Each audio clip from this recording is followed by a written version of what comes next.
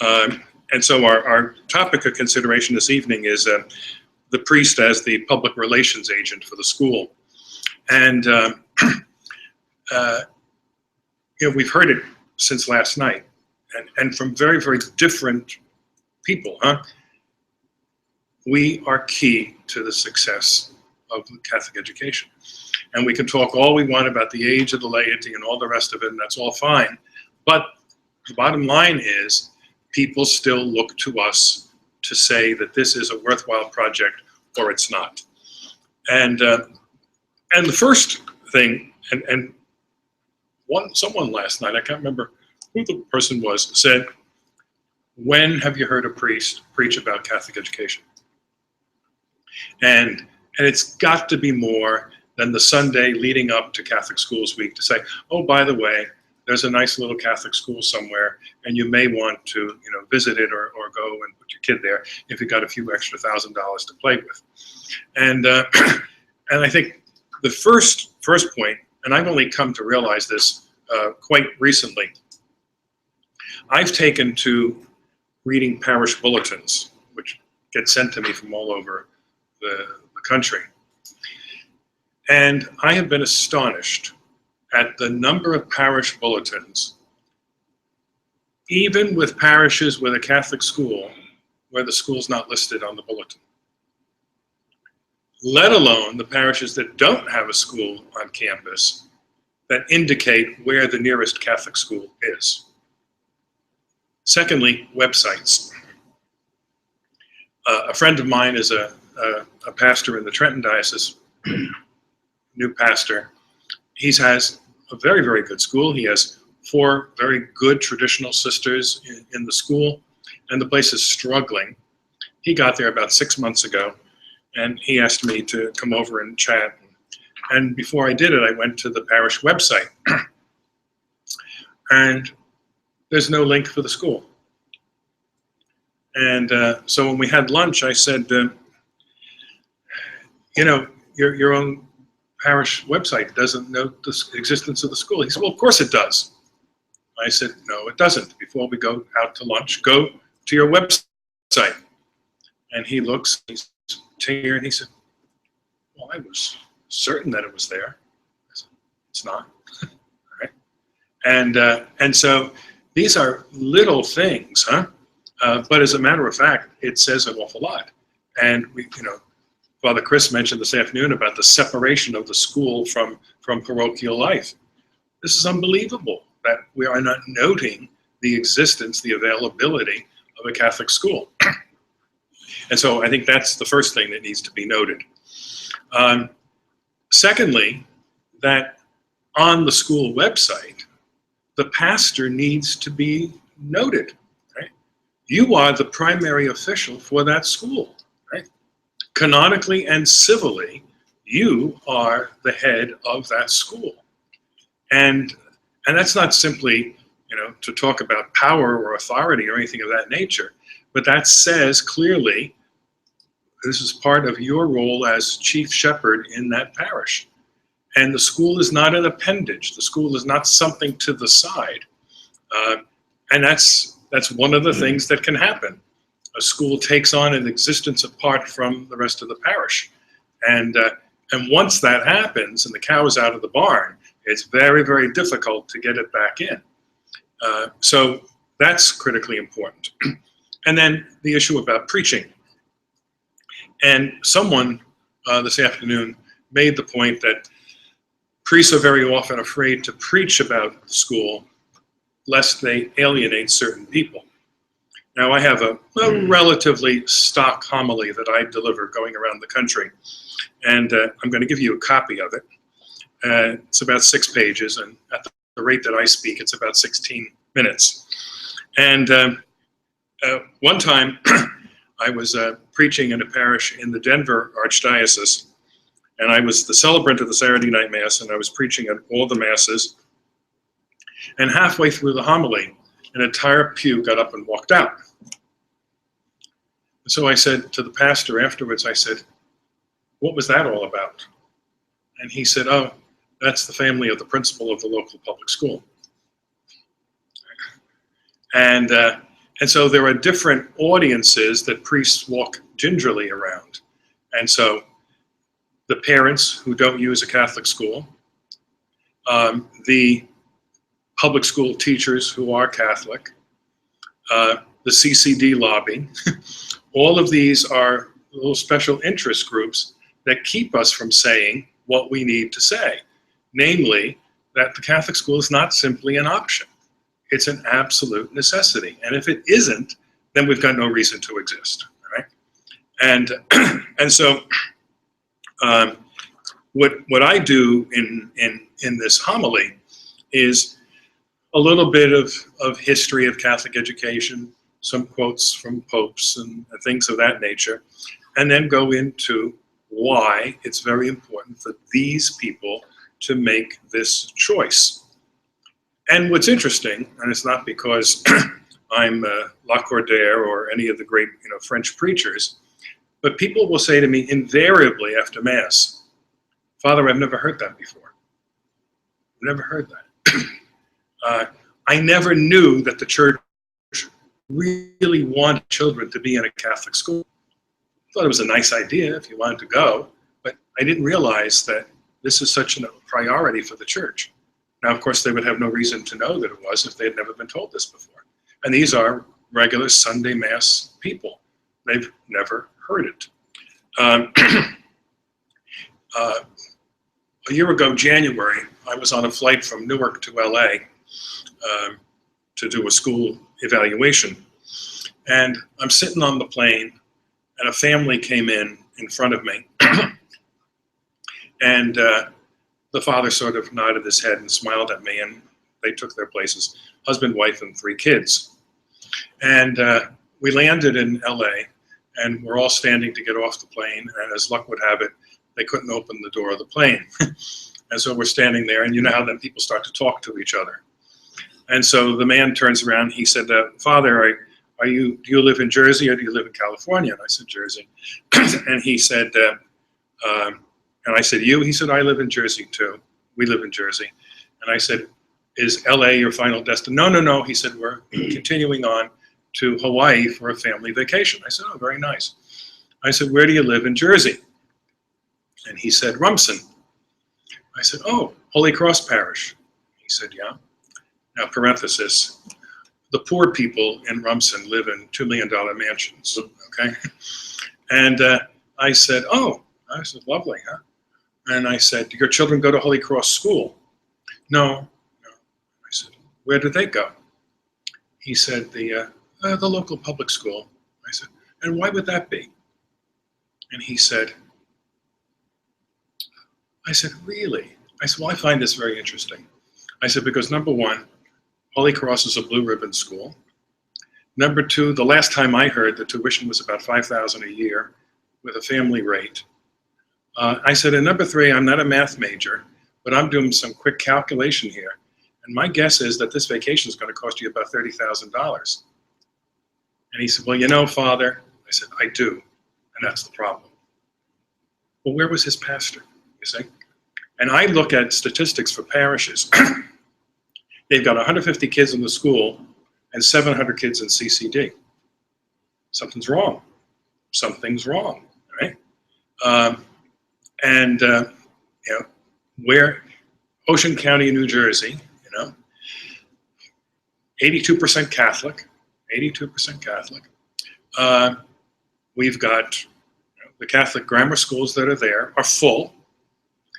My home parish has been split 7 times since I entered the seminary, but not one of the 7 splits has built a school. So that the mother parish, the school is full, the grade school is full with a waiting list. The high school is reasonably full, but all the other parishes have 2,000 and 3,000 kids in CCD. What are we doing? Where's the leadership for this? And if you ask most of those pastors, they'd say, last thing I want, right? Last thing I want is a school. And then we wonder why we have the problems that we do. So, so that's in terms of preaching. Secondly, I don't know how it happened, but I've gotten on the mailing list of the Society of St. Pius X. And Shocking. and I got a newsletter from their district superior. Their mailing list, and it was the entire issue on the importance of schools. And the Lefebvres are very, very strong on establishment of schools. I was kind of surprised about that. And interestingly, parenthesis, death on homeschooling. No, the priority is a Catholic school. At any rate, the district superior, Father Wegener, says, in Matthew 28, our Lord instructed the disciples, go teach all nations, and so forth. For nearly 2,000 years, the church took this mission seriously with stunning results. The church Christ founded educated nobles in kingly courts and peasants in rickety shacks. Following Christ's command, entire cultures were Christianized as the church spread throughout the world. The church as educator promoted unity and stability among its members, rich or poor, intellectual or simple-minded, toward a common spiritual, supernatural goal of union with God in heaven. As recently as 1958, 3 weeks before his death, Pius XII remarked, the Christian school will justify its existence insofar as its teachers, clerics or laymen, religious or secular, succeed in forming staunch Christians. Only 20 years later, by the late 1970s, the Vatican's attitude with respect to education was hardly distinguishable from that of the United Nations. And they quote from a document from the Congregation of Catholic Education, Christian education sometimes run into the danger of so-called proselytism, of imparting a one-sided outlook. How did we go in just one generation from Pius XII's beautiful restatement of the Church's ancient understanding of the purpose of Catholic education to characterizing such formation as a danger? And I think they're unfair in what they're saying, because the Congregation document is not talking about, it's not pillorying evangelization, it's talking about proselytism, which obviously is something entirely different.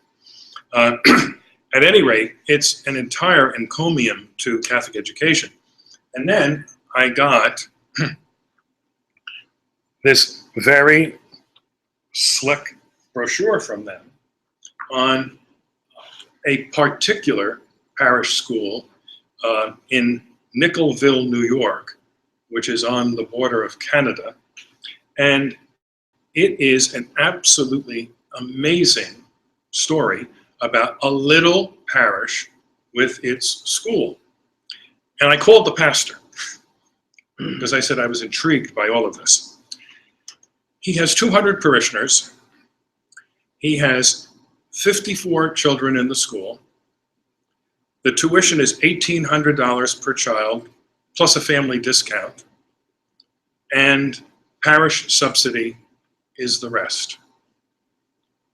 Now I say, if a little parish in upstate New York with 200 parishioners, not even families, 200 parishioners, can run what appears to be a very impressive school, you explain to me why these mega parishes with 2,000, 3,000, 5,000 families tell us they can't afford to run a school. And I was saying to someone the other day, I said, you know, it's significant in places like Philly and New York and so forth. You look around and you say, these institutions were built by penniless immigrants. And now the most affluent Catholic population in the history of the church cannot maintain the institutions that the immigrants built. Our problem is not financial. Our problem is a lack of faith. That's the issue, okay? I think of my, Ukrainian grandmother who raised 3 children by herself and was getting something like $6 or $7 a week. And she gave $2 a week to the parish.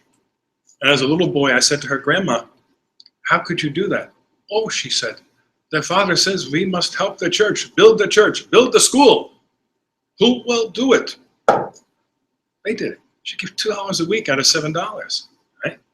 And now we have parishioners who think they're doing a big favor by throwing a $5 bill in. And they're making $150,000, $200,000 a year. And I look at some of these bulletins also with the collections that come in. This is embarrassing, absolutely embarrassing. At any rate, I'm going to give you these, and I think they're worth passing around to people. Not to promote the SSXP, but to show. And it's not just, the Lefebvreists. Look at some of these small fundamentalist congregations, 30, 40 families. They're running a school. And somehow or other, we don't think it's possible.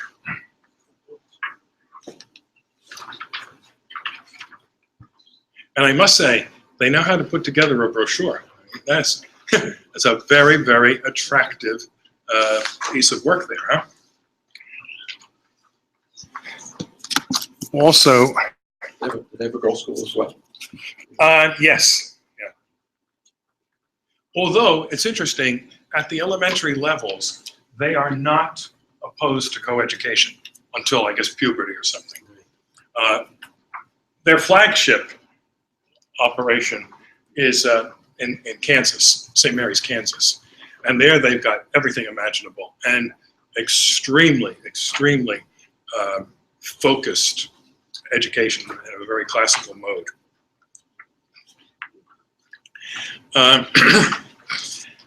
In terms of somewhat intangible items, I watch every year the data that comes out of CARA, Center for Applied Research in the Apostolate in Washington, in the springtime with all of the ordination statistics for the country. And we continue, the primary source of priestly vocations continues to be the products of Catholic schools. And I've developed somewhat of a relationship with Mary Gauthier, who is, I think, their principal researcher at CARA. And she mentioned this. As these tables show, among male respondents, controlling for all other factors in the model, having attended a Catholic secondary school is related to a greater likelihood of having considered becoming a priest or religious brother, compared to those who did not attend a Catholic secondary school. These respondents are more than 6 times as likely to consider a vocation. 6 times more likely. These respondents are also 5 times as likely to consider becoming a priest or religious brother than those who did not. Given that 75% of male respondents who have considered a vocation report that they first did so when they were 18 or younger, these 2 results provide some of the strongest evidence of a causal effect. And this goes again to the point I mentioned in the homily this evening, not despising the idea of a youthful vocation. This is where it starts, okay? And some years ago, our Sunday Visitor did a survey of Catholic high schools around the country. And they found that something like 65% of the boys in Catholic high school said that they had seriously considered a priestly vocation. However, fewer than 10% had ever been approached by a faculty member or a priest to consider it. What's this all about, all right? At one point, I lived in a rectory where the diocesan vocation director lived. And I was maybe 3 or 4 weeks at the high school. And one evening he said to me, "I'm hearing really, really strange stories about you over at the school." I said, "What else is new?" And I said, "What in particular?" And he said, "I'm sure it's just a rumor, but people are saying that you go around asking boys if they've considered becoming a priest." I said, "Rumor? It's a fact." "You're kidding." I mean, he said, "Like, what do you do?" I said, "I observe kids, and after a while, Jesus says, 'I know mine, mine know me.'" I said, "I'll go up and ask a kid, how are things going? A little conversation, say, everything about being a priest." He said, "That's really weird." And he said, I mean, and he said, and like, what do you say if they say no? I said, have a good day. See you tomorrow. This is the vocations director for a diocese, right? Who thinks it's weird that a priest in high school work asks a kid to think about the priesthood. And again, my mantra, we wonder why we have trouble. But notice though, the fertile ground that is there, right? These kids are thinking about this stuff. And particularly if there's a priest in the mix. Many of you Philadelphians know quite a bit about the Lincoln Diocese, which has maintained the old Philly policy of having multiple priests in high school work. Pius X High School in Lincoln, which has, I think, about 1,000 kids, every year has 4 or 5 boys going to the seminary. That's why they built a college seminary in Lincoln. And these very small rural communities continue to have schools, some of them K-12 schools. But every place has at least one priest, and the bigger places, Pius has probably 7 or 8 priests on the faculty, and 8 or 10 sisters, because they have 2 diocesan communities of sisters, one of which was formed here from the IHM sisters in Paoli Immaculata. So again, this is not brain surgery. These are really very simple things that are at our disposal. I mentioned earlier today Anthony Esselin, and he has an article in Crisis magazine last July called "Reform and Renewal Starts with Us," and he's a very clever individual. I've developed a relationship with him, and he begins this way. Let's get straight to the point. We no longer live in a culturally Christian state. We do not live in a robust pagan state, such as Rome was during the Pax Romana. We live in a sickly sub-pagan state or meta-state, a monstrous thing, all meddlesome, all ambitious. The natural virtues are scorned. Temperance is for prigs. Prudence for sticks in the mud who worry about people who don't yet exist. A man who fathers 6 children upon 3 women and now wants to turn himself into a woman attracted to other women. He is praised for his courage. Justice means that a handful of narrowly educated and egotistical judges get to overturn human culture and biology at their caprice. And I love this line. We are not in partibus infidelibus. We are in partibus insanibus. What shall we do? The answer is both daunting and liberating. We do everything. And then he has an entire program of action. And the first item is build new schools, reform old schools, abandon irreformable schools. And he then asks a whole series of questions. Are your children attending the sub-pagan schools? Get them the hell out of there. What are you waiting for? It's not as if the sub-pagan schools actually teach children English grammar and give them facility with numbers and make them familiar with the lands and rivers and seas of our world, let alone introduce them to the great works of Western civilization. If your children are in the sub-pagan schools, it will require almost a miracle of God to keep them from becoming sub-pagan themselves. They too will learn to worship the 3 poisoned god of our times, self, sex, and state. Take for granted that everything in their classes will be sexuality and politics, even in science classes. Shakespeare, sexuality and politics and nothing else. Get them out. Begin, if necessary, with 1 room and 1 teacher and 10 children, but begin. You can see he has a certain sense of urgency about this, huh? And then he has a whole series of other items. That's the school item, just for the sake of going through his laundry list. Restore your parish church and bring reverence back to the liturgy. Acquaint yourself with the proper use of the zipper. Be social.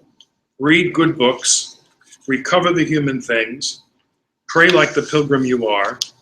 Whatever you do, do it as if everything depends on just that. And it's a very impressive and very doable program of action. But I thought particularly on the school front, what he says is very, very important.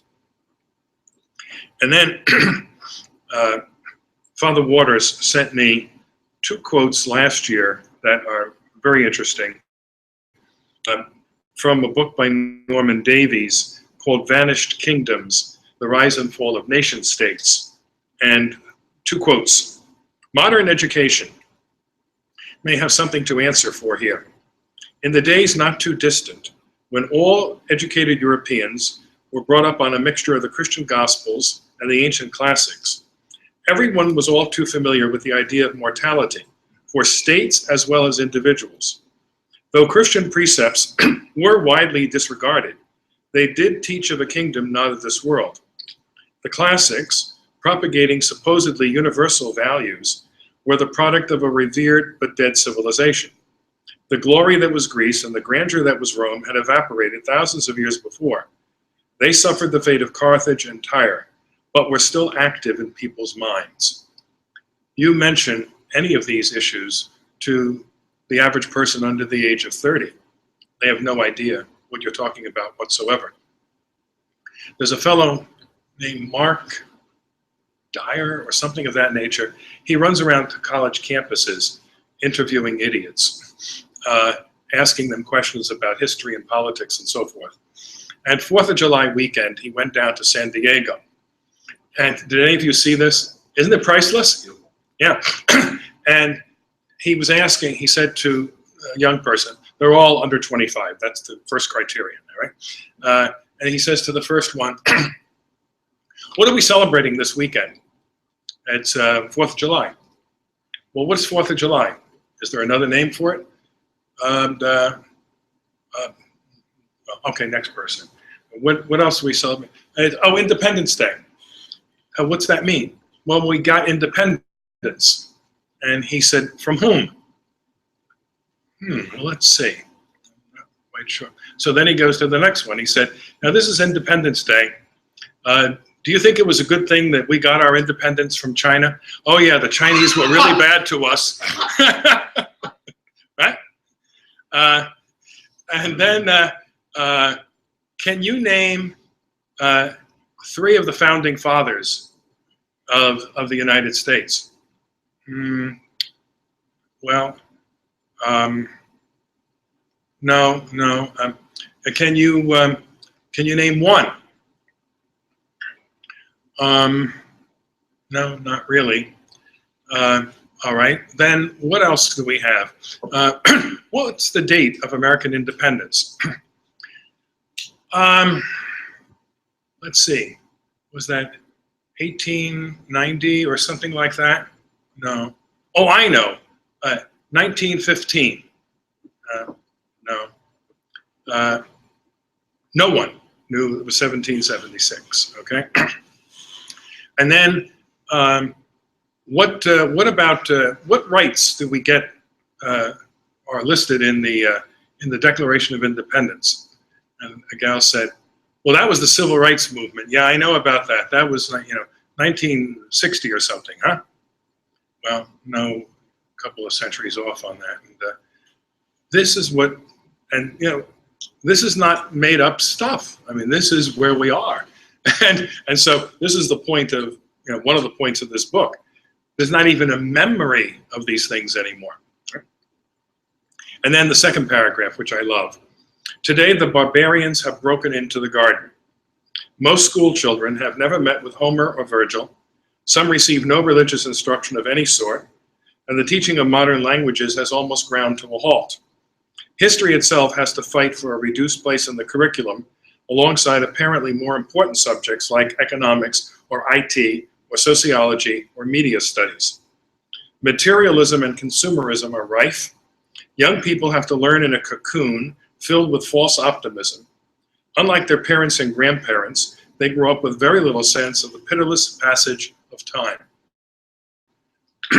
No concept it's all going to end, right? And probably sooner rather than later.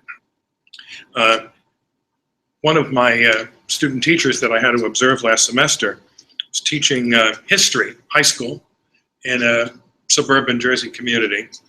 And the first time I went in, they were doing something from the Revolutionary War. And the textbook is about so thick, and it's one of the Common Core textbooks, a reasonably attractive book, but then the student activities. So, but they can't read the book. So now there's a video to show 20 minutes about the American Revolution. Imagine, the American Revolution in 20 minutes. Better than Reader's Digest, huh? And so it shows the video, and then the class activity. They're supposed to write an essay on what do you think you would have been doing if, or can you write a letter to King George and tell him why you should be free of England? That's their grasp of the Revolutionary War. I came back a month and a half later, they were now on the Civil War. And there was a video about the abolitionists. And so their activity, now this is all the Civil War is reduced to, is abolitionism, right? First of all, they don't even know what abolitionism means. And then, so now their exercise, write a description of how you would have felt if you were a slave. This is history. I mean, you don't even have to know that there was a war or that I mean, just, what is it? All emoting. Nothing to do with facts whatsoever. Nothing. Right? And again, as I said the other day, it's like, you know, the kid who said to me in class, when did you learn all this stuff? I said, 4th grade. You know? We had to, you know, when I had the Glen Riddle Franciscans, we had to memorize every state capital with the products of the capital, the state bird, the state flower. And one kid said, well, who cares? Right? Because what's that have to do with me? That's the most important thing, right? Unbelievable. But so here we see this is the cultural milieu in which we're living and working and trying to preach the gospel. And I've made the point repeatedly, it's not mine, it's John Paul's really, that re-evangelization or the new evangelization is a heck of a lot harder than the first evangelization. The pagans knew that they were in trouble and they were willing to listen. The neo-pagans, they think they've got it all together and we're the ones that are screwed up. And then a real bugaboo of mine, the first time in American church history that we have essentially abandoned an entire immigrant group in terms of Catholic education, Hispanics. When Archbishop Laghi was our nuncio, and he had been nuncio in Argentina before coming here, I remember at one of the bishops' conference meetings, he read the riot act to the bishops and saying this is an absolute scandal and disgrace that Hispanic children are barely represented in the Catholic school system.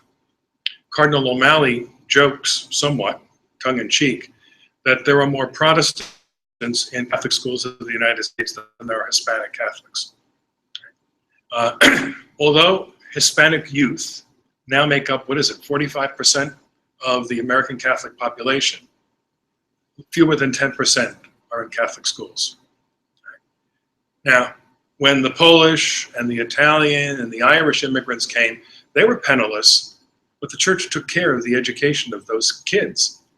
And within a generation or two, not only were they successful business people and leaders in their communities, but they were loyal sons and daughters of the church. I look at myself, you know.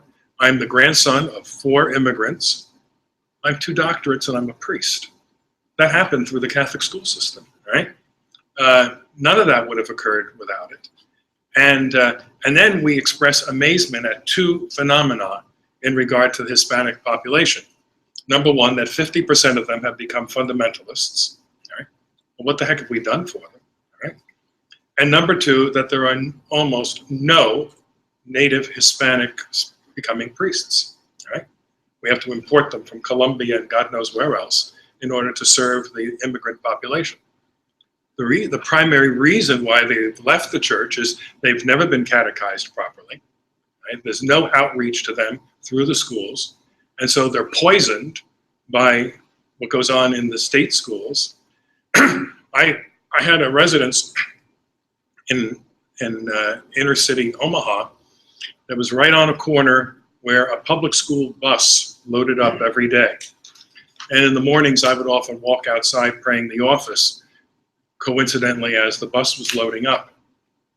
Not a single kid in 3 years ever said, "Good morning, Father." Not a one. Wouldn't even look at you, right? And then 2 blocks down from us, I was in a place where the school had closed 25 years earlier. I was in the process of reopening the school. But just across the yard in the cemetery was another parish that had a school. And I said to the pastor, school was 2/3 empty. And I said to the pastor, you know, it really irks me that all of these Hispanics among whom we live have no relationship with Christ or the church. And I said, my seminarians and priests would be very happy to go door to door, inviting these people to put their kids in St. Mary's School. And he said, well, they couldn't afford it. I said, afford what? I said, the school is empty. I said, if they can give you $100 a year, it's $100 more than you had, and there's no more expense. You know, they don't use more light if they come in. The teacher is there. There's an empty desk. What is it? It's all gravy. And we're giving them a Catholic education. And he said, well, I don't know if they would quite fit in. Footnote, a year and a half later, shuttered the school. End of story. Right? Not interested.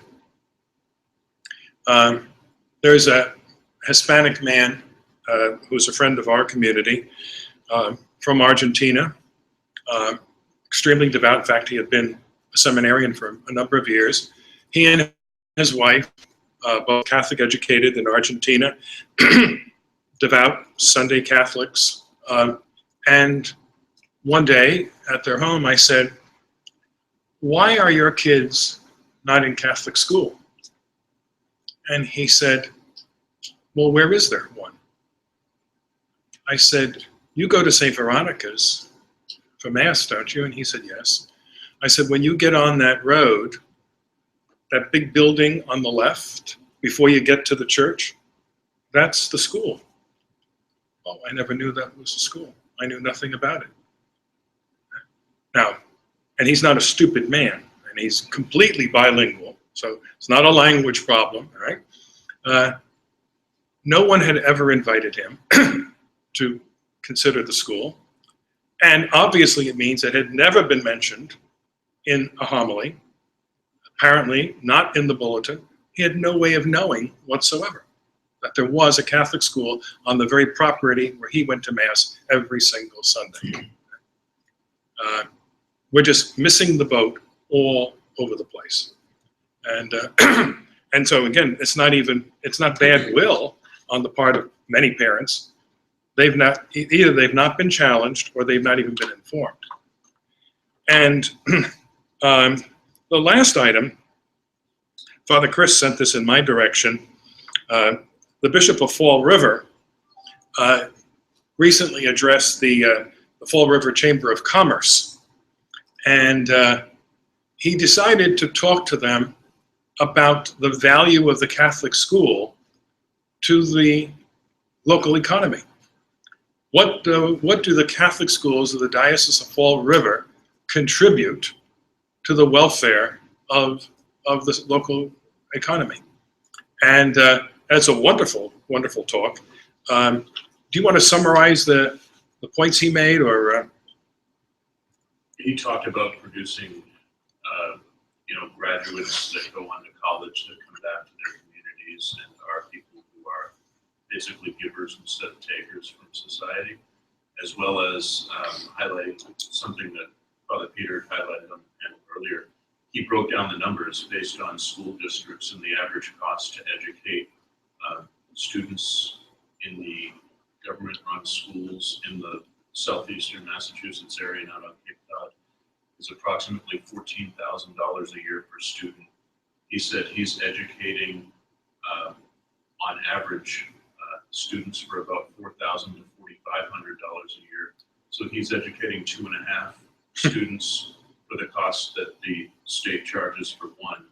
And he said additionally, it's over 6,500 students in Catholic schools of the Diocese of Fall River that the towns and communities would not be ready to assume. And he argued along the lines of what was used to Cardinal Bevilacqua quote earlier of our schools are saving the taxpayers X amount of dollars per year. And I forget what that exact number was, but it was well into the millions a year. And again, I think we ought not to be shy about saying that kind of thing. Huh? And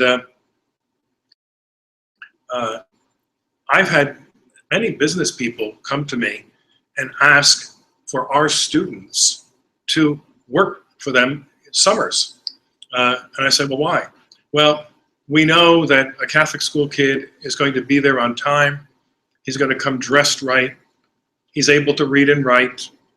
He's probably honest, we hope. And he said, and he'll have a good attitude, and he'll listen to people and be respectful. Well, that's quite a statement. That's coming to me from a Mormon owner of a store, all right? And but that's the impression that people have, and thank God. I mean, it's a good impression, right? And I think it's an accurate one. But we don't capitalize on that kind of thing. Somehow or other, we're afraid to say that this is what we produce, and then if we don't, well, who else is going to, right? But I was very pleased to see Bishop Tacuna's talk, because, and again, more bishops have to be doing this, but pastors need to do that too. I had a nun on one of my faculties who was in charge of the business department, and she was a real go-getter. She would go into town, all the business people, and say, we need new typewriters. Well, that's nice, sister. I can give you a 5% discount. No, I don't want a discount. I want some free typewriters. And and she said, this is for your good, because when they graduate from our high school, they're going to come to work for you. Oh, we'd get 30, 40 typewriters, first just to get rid of her, I guess. But I mean, but no, she understood and made them understand that we're producing something that's going to be of value to them up the line. The local supermarket where I shop, the owner is a Jewish man, and he said to me, Father, he said, I'm ready to close down business. He said, these young people, it's impossible. It's absolutely impossible to get them to do any work. He said, when I was a kid, I was thrilled to death that someone was willing to give me a job. And I said, whenever you need me, let me know. He said, now they have to tell us when they're willing to work. And half the time they don't show up because they were drunk the night before and they're not up. Or, a girlfriend came down to see me, so I didn't go into work. And the turnover is incredible. And so this is what we're going to be facing in the business world. We're facing it already, but in spades in the next couple of years. And I think this is what I meant last night when I said, we're going to be the only game in town. But again, we've got to get that word out there and start getting people to understand that we're doing something that's incredibly worthwhile at every level, and get them to support the project. What other little handouts do we have?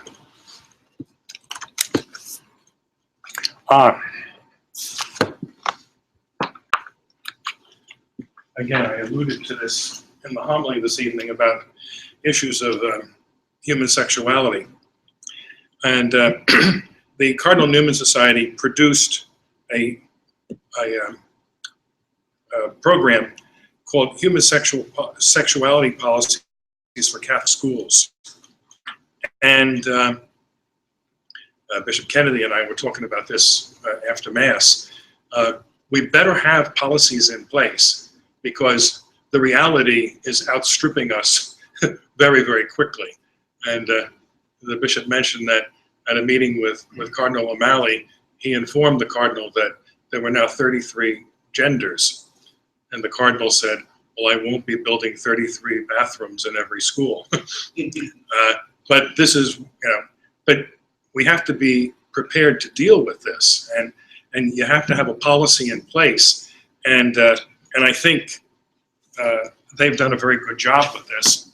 And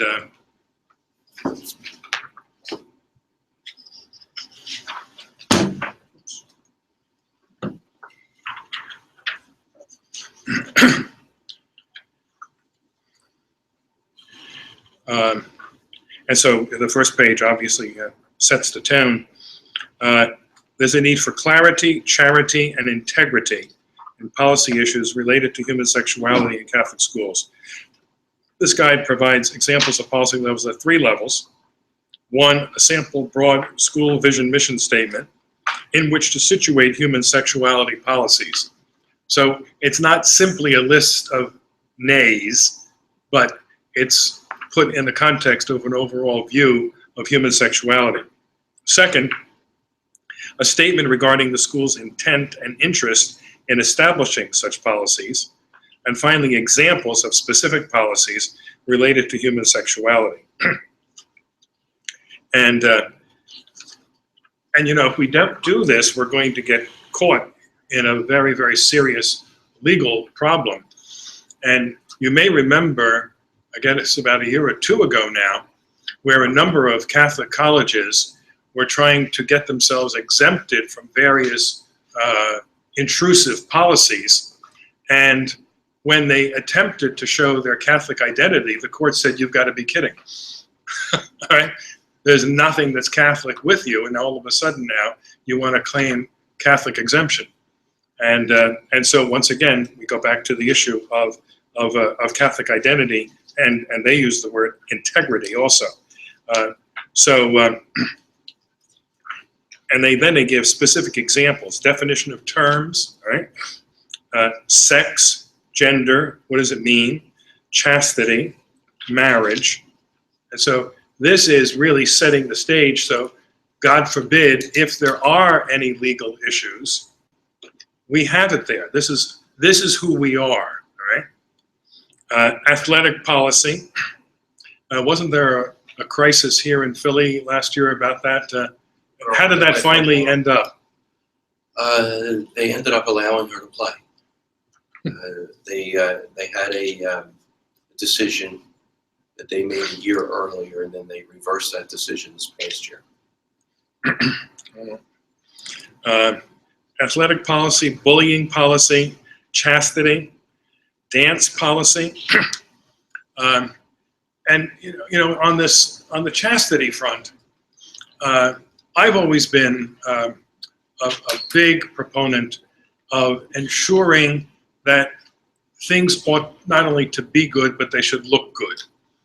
And I was always a bear on making sure that we didn't have what we call PDAs, public displays of affection. I'd